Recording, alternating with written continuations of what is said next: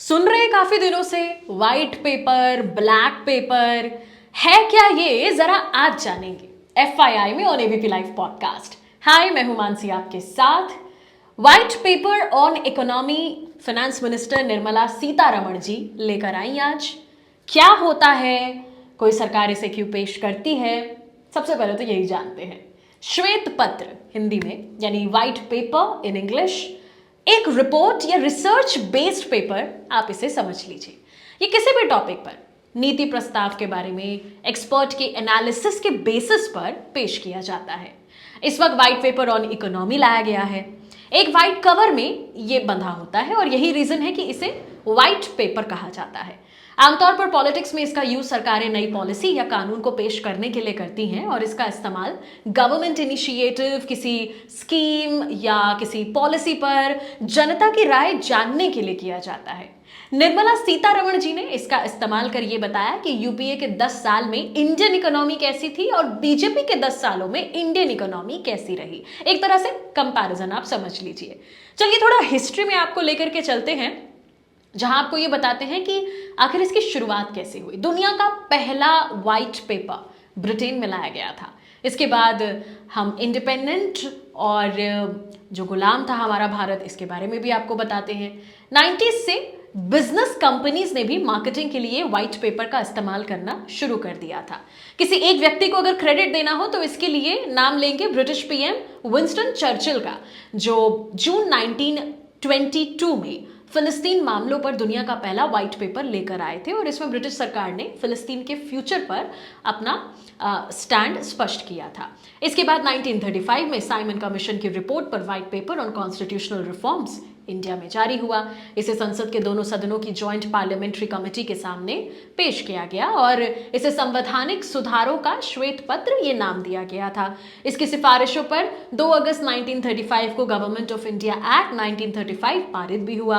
अब independent India की अगर हम बात करें तो रियासतों और प्रांतों के मर्जर से पहले एक व्हाइट पेपर इन जुलाई 1948 राज्य मंत्रालय ने जारी किया था और इसके तहत 1.5 साल के अंदर सभी रियासत, राज्य, प्रांत को भारत में शामिल किया जाना था। इस पर यह व्हाइट पेपर लाया गया था।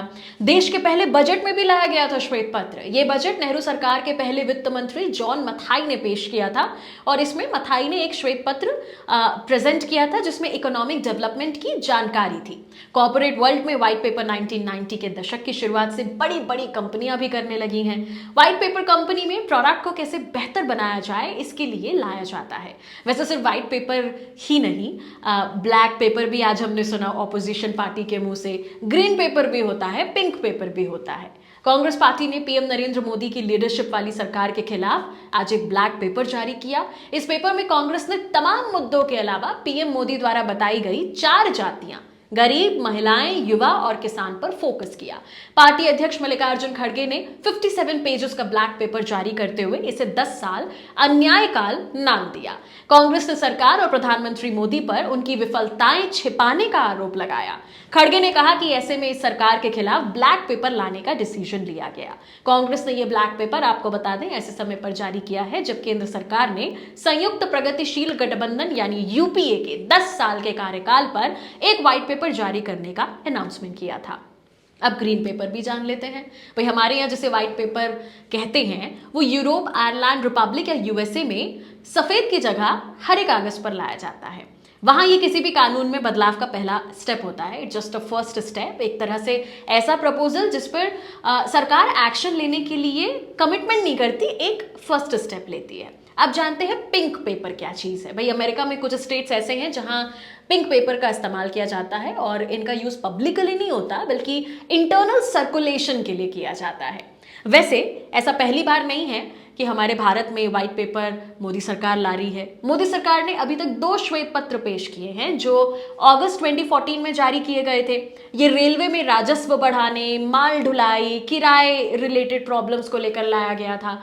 दिसंबर 2023 में तेलंगाना सरकार ने पिछली बीआरएस यानी कि भारत राष्ट्र समिति पार्टी के वित्त पर, उसके फाइनेंस पर एक श्वेत पत्र जारी किया था और यह दावा किया था कि भाई सरकार के पास रोज के खर्च के लिए पैसे नहीं बचे हैं।